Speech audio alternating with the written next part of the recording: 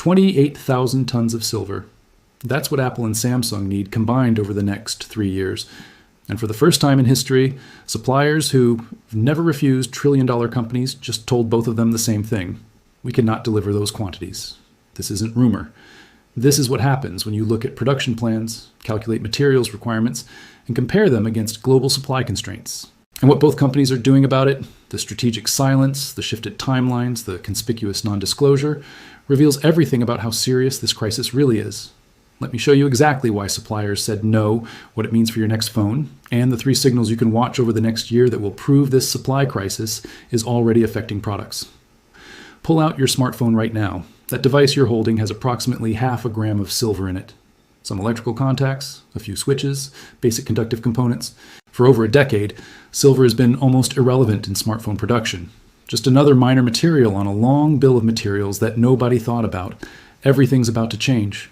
And the reason is one technology both companies have been developing for 5 years that requires 20 times more silver per device: solid-state batteries. This isn't speculation or rumor. Samsung publicly announced their solid-state battery program in 2020 with detailed research papers. Apple's battery development shows up in published academic journals and patent filings. These batteries work fundamentally differently than current lithium-ion technology. They're safer because they eliminate flammable liquid electrolytes. They're more energy dense, meaning more capacity in the same space. And they can charge in minutes instead of hours. This is the breakthrough the entire industry has been chasing. 4-day battery life, 8-minute charging. Batteries that never degrade. It's revolutionary technology that actually works. But here's what almost nobody discusses publicly. These batteries require massive amounts of silver. Current smartphone batteries use maybe 0.1 grams of silver for internal connections and contacts. That's negligible. But solid-state batteries need 8 to 12 grams per battery pack, according to materials science research published in academic journals and data from the Silver Institute. The silver is critical for the electrolyte interface and current collectors. It's not decorative, it's functionally essential. You can't just substitute copper or aluminum because performance degrades significantly. Let's be conservative and say 10 grams per battery. Now add the other components in next-generation devices. 6G antennas require more silver than 5G for improved conductivity and signal processing. Advanced OLED displays use silver nanowires for better flexibility and transparency. Enhanced camera sensors need silver compounds for improved light capture. Faster wireless charging systems use more silver in the charging coils for efficiency. Add it all up conservatively, 12 to 15 grams of silver per device. Let's use 12 grams as a conservative estimate. Now watch what happens when you multiply that by actual production volumes. Apple shipped 230 million iPhones last year according to IDC market data. Samsung shipped approximately 250 million smartphones according to Counterpoint Research. That's 480 million phones combined annually. Even if we assume only their flagship models initially get solid-state batteries, maybe 40% of production, that's still roughly 200 million devices between both companies using the new technology. 200 million devices, 12 grams each. That's 2,400 metric tons of silver annually just for flagship smartphones. But both companies make far more than just phones. Apple produces iPads, MacBooks, Apple Watches, AirPods, and Vision Pro headsets. Samsung makes tablets, laptops, smartwatches, earbuds, and they manufacture displays for other companies. When you factor in their entire product portfolios transitioning to solid-state battery technology over 3 years, industry supply chain analysts estimate combined silver needs reach 4,500 to 5,000 tons annually. Over a 3-year technology rollout period, that's 13,500 to 15,000 tons total. Let's call it 14,000 tons each. Combined between Apple and Samsung, 28,000 tons. Now here's the number that makes suppliers say they cannot deliver. Total global silver mine production in 2024 was 823 million ounces, according to the United States Geological Survey. That converts to approximately 25,600 metric tons annually. Apple and Samsung's combined needs of 28,000 tons over 3 years represents more than an entire year of global mine production from just 2 companies for consumer electronics alone.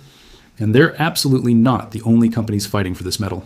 According to the Silver Institute's World Silver Survey published annually by research firm Metals Focus, total global silver demand in 2024 reached 1.2 billion ounces, while production was only 823 million ounces. That's a deficit of 397 million ounces, roughly 12,400 metric tons more consumed than mined in a single year. This isn't a one-year anomaly. The silver market has posted supply deficits for 5 consecutive years, according to the same research. 5 years in a row. where humanity consumed significantly more silver than we extracted from the ground. Where did that deficit come from? It came from above-ground inventories. Stockpiles built up over previous decades when production exceeded consumption. Those stockpiles are now being drawn down to cover the gap between current demand and current production. And they're shrinking alarmingly fast.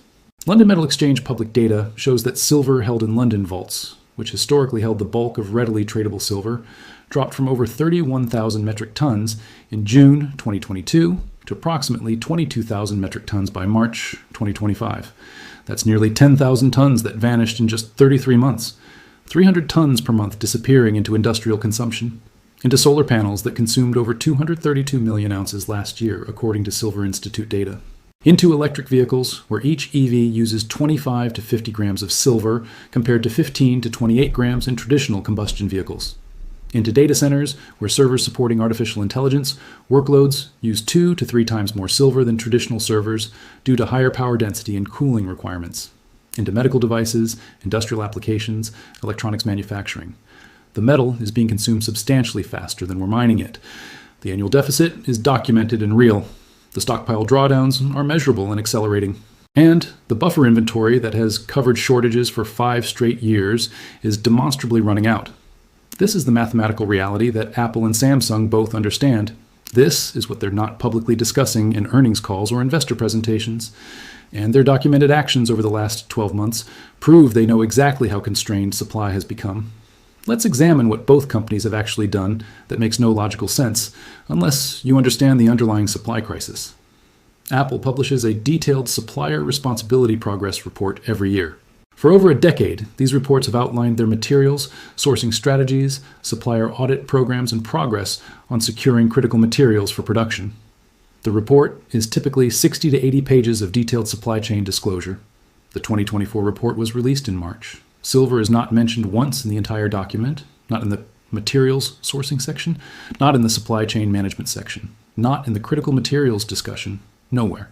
That's a massive and highly unusual omission for a company that has built its reputation on supply chain transparency. Samsung publishes similar sustainability and supply chain reports annually. Their 2023 reports discussed materials sourcing for batteries, display components, and electronic systems in substantial detail with specific materials called out. The 2024 report, released earlier this year, is significantly less specific. They shifted to generic language about strategic materials management and supply chain resilience, without specifying which materials are strategic or why resilience matters now more than before. Both companies went conspicuously silent on silver, specifically at the exact moment when their projected needs are about to increase by an order of magnitude. That's not coincidence. That's deliberate strategic non-disclosure. And there are additional signals in their product strategies, if you understand what to look for. Apple's widely rumored augmented reality glasses were initially expected in 2025, based on supply chain reporting and analyst projections. The timeline shifted to 2026. Then industry analysts started questioning whether launch would happen before 2027. These glasses would use substantial silver in the display technology for the optical systems. The delays aren't about perfecting the user experience. Leaked information suggests prototypes work well. Something else is constraining launch timing. Samsung's foldable phone technology relies on silver nanowires in the flexible display components. The technology demonstrably works. Reviews of existing foldable models are positive, but production volumes haven't scaled as quickly as Samsung initially projected based on their public statements in 2022 and 2023. They're producing foldables, but not at the volumes originally planned. Supply chain consultants have suggested materials constraints are a factor, though Samsung hasn't confirmed this publicly. Both companies have also quietly adjusted solid-state battery deployment timelines. Samsung initially indicated in 2021 that solid-state batteries would appear in electric vehicles by 2025. That public timeline has been walked back without clear explanation. Apple has never committed to specific solid-state battery timelines for consumer products, but industry observers expected the technology in the iPhone 18 launching in 2026. Now there's increasing speculation that deployment might not happen until 2027, or be limited to only the highest end models. These aren't random, unrelated delays. These represent strategic timeline adjustments happening when engineering teams have solved the technical challenges. But materials reality cannot support the originally planned production volumes and schedules. The competition for available silver supply is intensifying rapidly based on industry reports. Publications serving the metals trading industry have reported increased activity from major technology companies, approaching miners and refiners about long-term supply agreements. The specific company names aren't always disclosed in these reports because supply negotiations are typically confidential. But when the world's two largest smartphone manufacturers are planning technology requiring 10 times more silver per device, the identity of companies seeking large forward contracts becomes obvious through deduction. Here's the fundamental problem these companies encounter when trying to secure supply. Silver production cannot easily or quickly increase, even with prices at historic highs.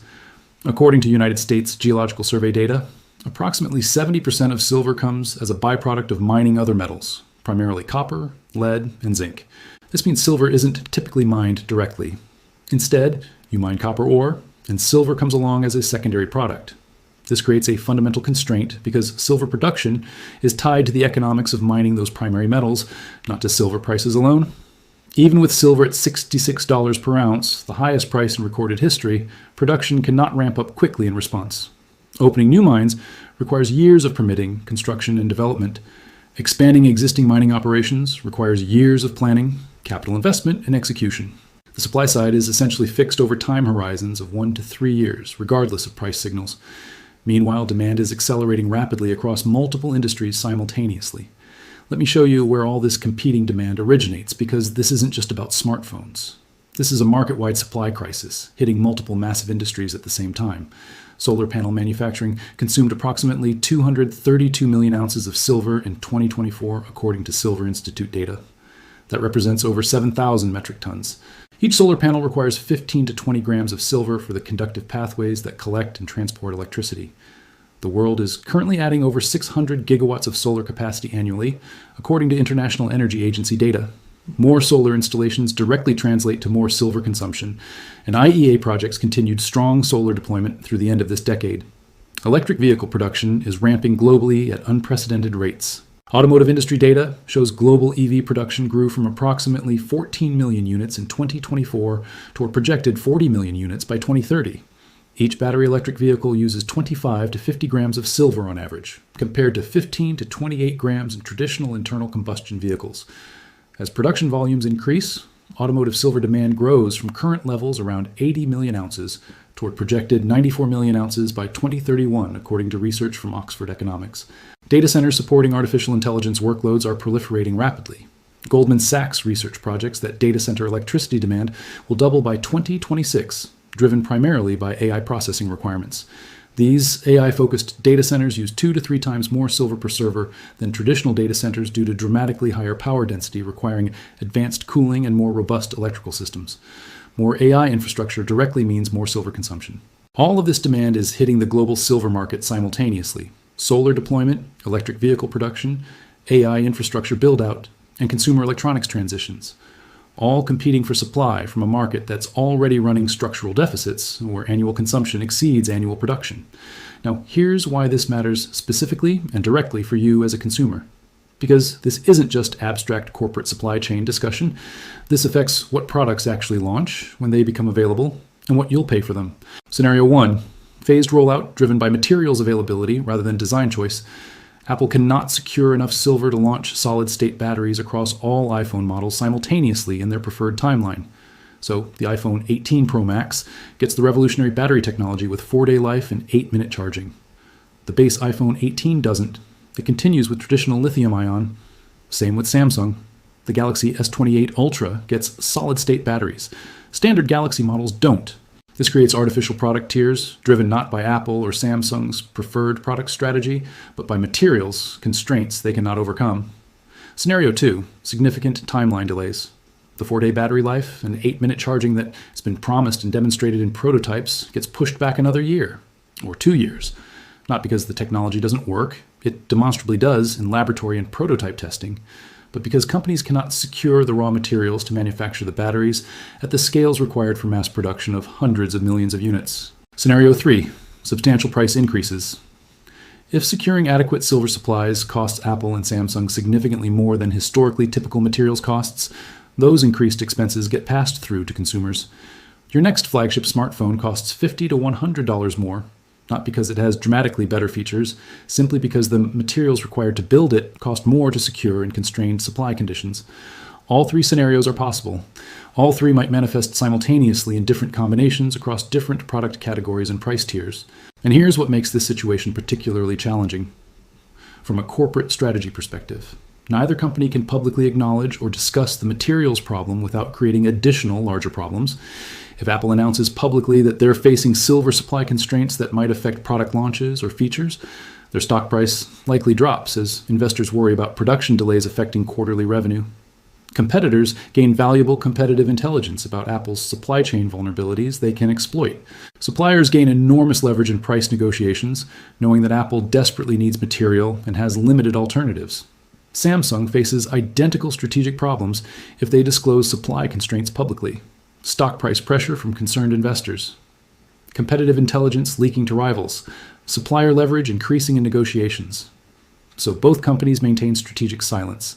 They adjust timelines internally through confidential planning processes. They negotiate with suppliers, privately through confidential commercial agreements. They explore alternative technologies and substitution strategies confidentially through internal research programs. But they categorically do not discuss any of this publicly because the costs of disclosure substantially exceed any potential benefits from a corporate strategy standpoint. This is what strategic silence actually means in this context, not conspiracy theory or deliberate consumer deception, just standard corporate non-disclosure of supply chain challenges that could negatively affect competitive positioning, stock valuations, and supplier negotiations if revealed prematurely. But while the companies stay silent, the data reveals everything. The mathematics shows the problem with brutal clarity, and the documented actions both companies are taking prove conclusively they understand the severity of supply constraints. Let me give you 3 specific observable signals to watch over the next 12 months that will confirm whether this supply crisis is as severe as the data suggests. First signal, product launch timing and availability language. If either company announces delays or uses specific phrases like phased rollout, gradual availability, or limited initial launch for flagship features, especially anything related to battery technology or advanced display systems, that's materials driven even if they never explicitly say so. Companies don't phase flagship product launches unless they must due to constraints. Second signal, strategic investments or partnership announcements. If Apple or Samsung announces investments in mining operations, refining facilities, recycling programs or materials, research partnerships, that signals they're pursuing vertical integration or alternative supply sources because they cannot secure sufficient quantities on the open market through normal commercial channels. These announcements will likely be framed publicly as sustainability initiatives or supply chain resilience programs, but the underlying driver is material security. Third signal, continued silver price increases. If industrial buying continues accelerating as multiple companies across multiple industries try to secure multi-year supply for technology launches planned for 2026 and 2027, silver prices will continue climbing from current record levels. Some commodity analysts are projecting $75 to $100 per ounce if demand remains strong and supply remains constrained. Sustained price action at those levels will confirm how fundamentally tight physical supply has become. Something must give.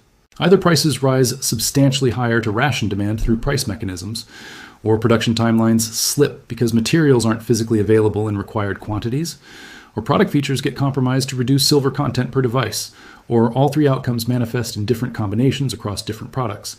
Apple and Samsung are not discussing any of this in quarterly earnings calls, press releases, or investor presentations. They're managing the situation through private supplier negotiations and internal timeline adjustments that don't require public disclosure. But the underlying numbers are entirely public. Supply data comes from USGS and Silver Institute. Demand projections come from industry research firms. Inventory levels are reported by metal exchanges. Production figures are disclosed by mining companies. This is the crisis hiding in publicly available data, industry reports, and documented company actions, just not discussed in press releases or earnings calls.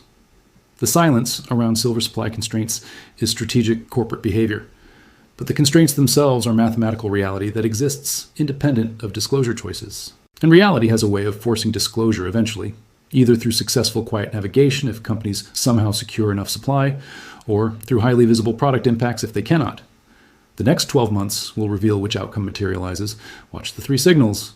The data will tell the complete story even if the companies strategically choose not to.